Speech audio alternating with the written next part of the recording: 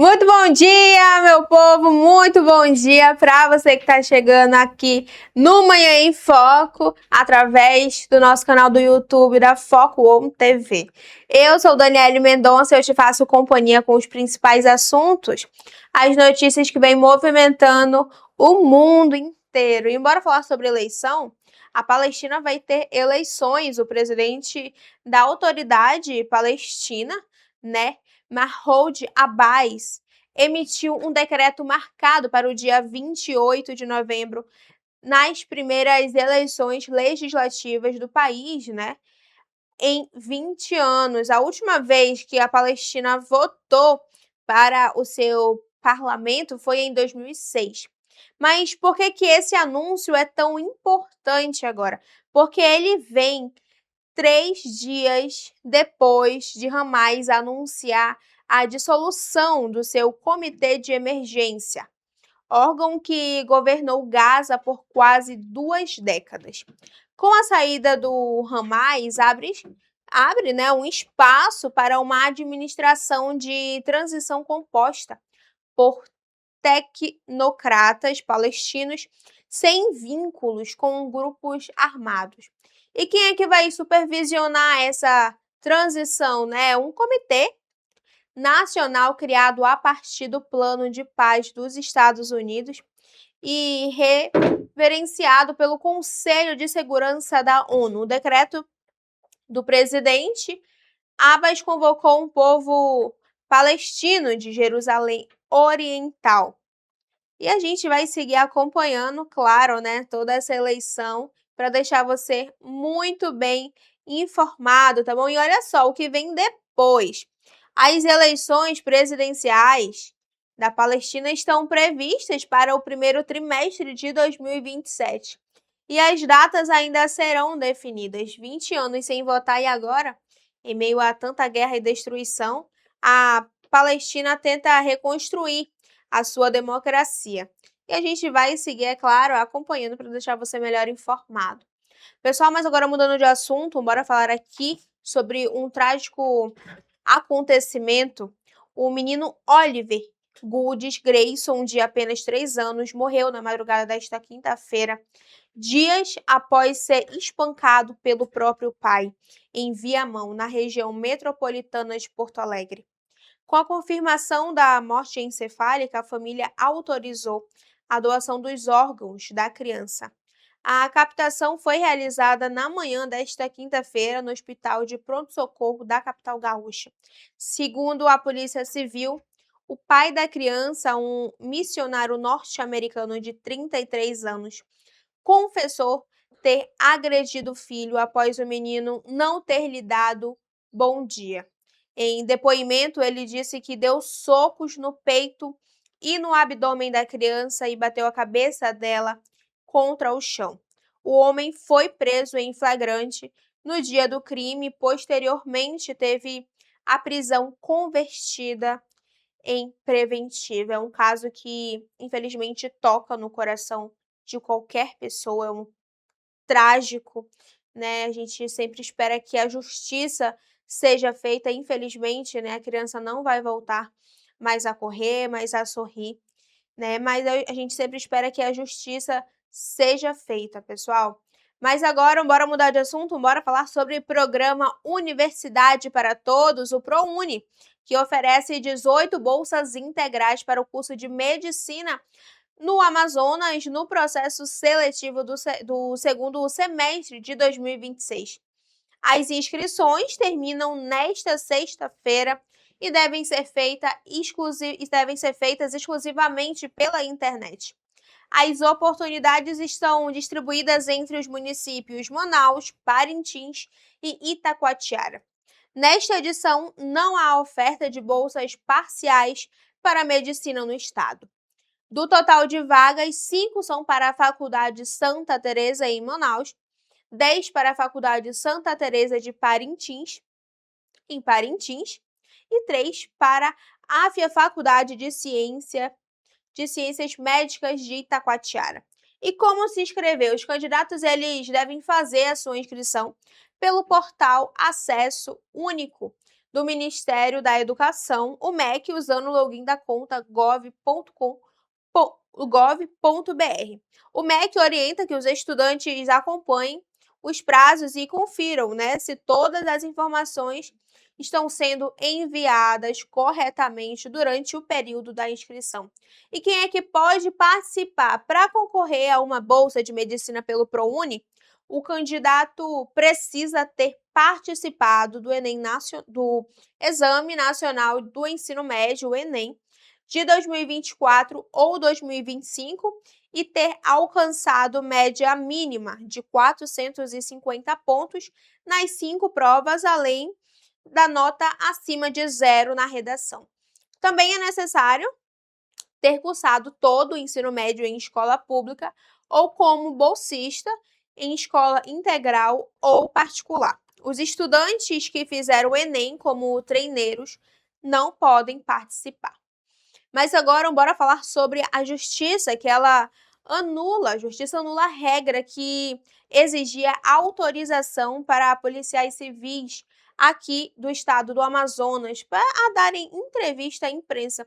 Mas quem é que vai dar mais detalhes sobre esse assunto é a nossa jornalista Juliana Batista. Muito bom dia, Ju, seja muito bem-vinda. Bom dia, Dani. Bom dia para vocês que estão chegando aqui no Manhã em Foco de hoje. Só um momento que eu vou só... Alguns problemas técnicos sempre acontecem no ao vivo, né? Mas a gente vai seguir, claro, sempre dando a informação para vocês ficarem muito bem informados, tá bom? A gente está começando aqui a falar sobre a Justiça do Amazonas, que ela anulou trechos da portaria da Polícia Civil que exigiam autorização prévia para que os delegados e investigadores concedessem entrevistas ou repassassem informações à imprensa. Conta mais um pouquinho, Ju, sobre isso. Isso mesmo, Dani. A Justiça do Amazonas chegou a anular, né, trechos desse processo aí, desse caso, dessa portaria da Polícia Civil aqui do Amazonas, do estado do Amazonas, que exigia autorização prévia para que delegados ou então investigadores precisassem dessa autorização prévia para poder conceder, né, entrevista para a imprensa. Portanto, essa decisão ela atende a um pedido do Sindicato dos Jornalistas do Amazonas, do SINJOR-AM, que solicitou, né, para que isso não fosse executado, porque isso tiraria ali o direito à informação, né, a liberdade de imprensa de passar as informações para a sociedade. E com isso, a portaria ela foi publicada em junho de 2025, onde determinava que informações sobre ocorrências policiais, incluindo prisões em flagrante, fossem centralizadas pela assessoria de comunicação ali da corporação, da instituição. O contato direto de policiais com jornalistas dependeria de autorização da chefia da corporação, ali da Polícia Civil, nesse caso. E na decisão, o juiz ele chegou a afirmar que o poder de organização da administração pública não permite impedir previamente a divulgação de informações de interesse, que são de interesse público para a sociedade. E aí a justiça anulou.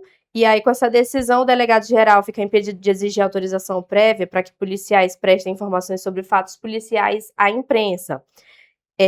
A exceção é para aqueles casos, Dani, que envolvam investigações sobre segredo de justiça, mas sobre outros casos, não. A imprensa, em geral, pode sim ter acesso direto aos delegados, aos investigadores ali que estão acompanhando aqueles casos, que estão acompanhando os casos, né, para que as informações sejam repassadas para a população. Então, veio essa decisão aí, Dani, da Justiça. Certo, Ju. Então, ainda bem, né? A gente tem o direito da informação, a gente tem que passar a informação para o público.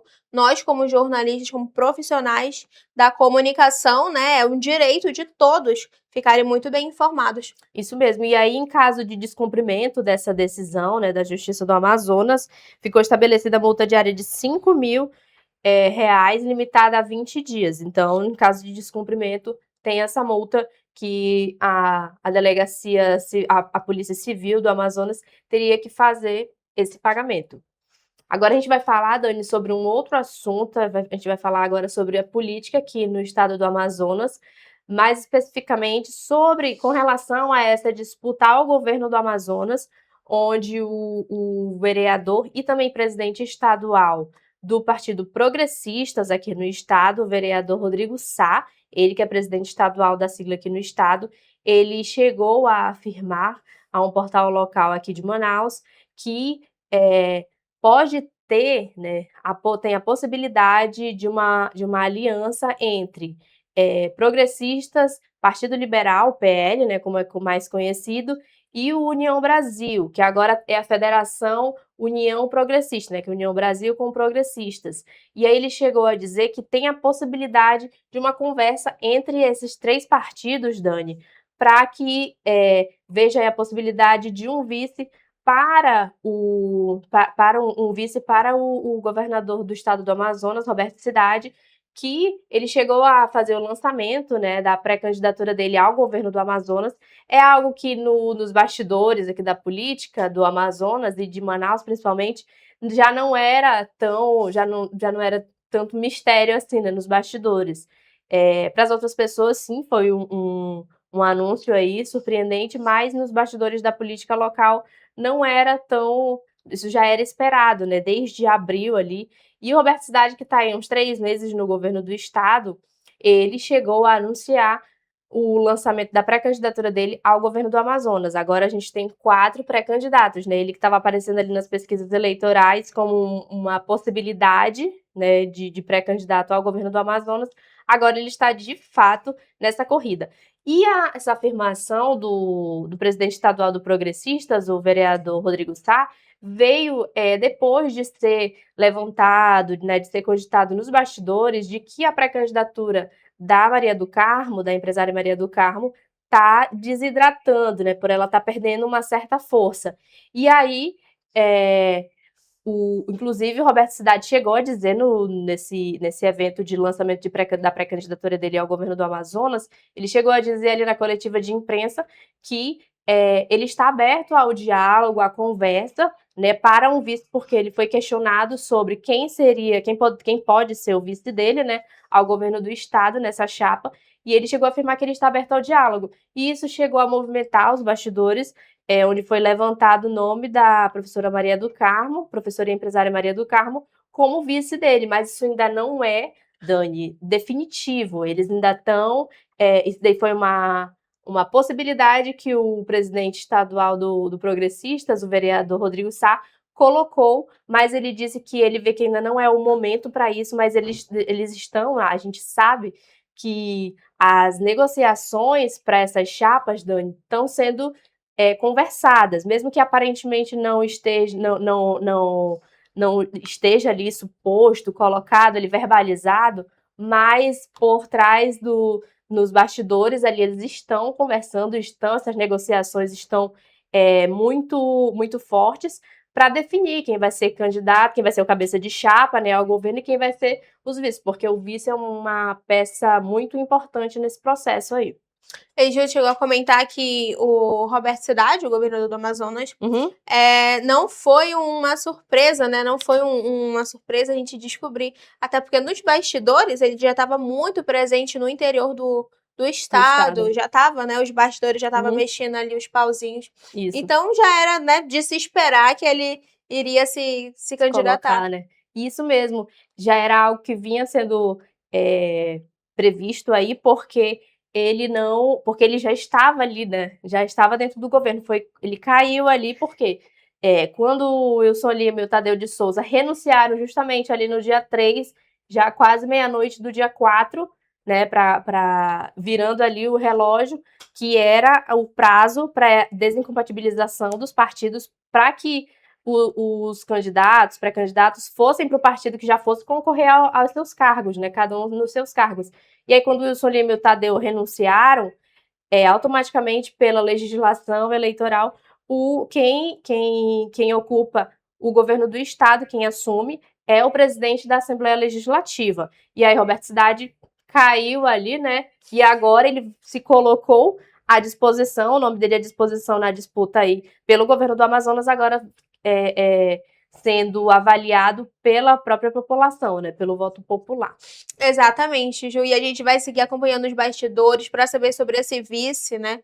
Tem muitos nomes rodando para saber. Inclusive hoje, Dani, te peço licença aqui para falar de que hoje a gente vai ter uma entrevista, daqui a pouco, às 4 horas, a gente vai ter uma entrevista com o Marcelo Campelo, secretário de Estado e pré-candidato a deputado estadual, né, ele também tá na disputa eleitoral das eleições desse ano, e aí ele é o segundo vice-presidente do União Brasil, que tem essa proximidade aí com progressistas, né, então a gente vai chegar a questionar ele sobre essa questão aí das negociações, de como estão essas articulações do União Brasil, da União Progressista, né, que é a Federação União Progressista, com relação à disputa do governo do Amazonas. Pessoal, essa entrevista é imperdível, tá bom? Imperdível. E a gente vai seguir acompanhando, você acompanha através daqui, da Foco On TV. Ju, muito obrigada mais uma vez pela sua participação no Manhã em Foco. Obrigada, Dani. Obrigada a vocês também pela audiência de vocês. E até a próxima. Pessoal, a gente vai ficando por aqui, mas eu tenho um encontro marcado com vocês às 11h45, tá bom? Um beijo pra você e até amanhã.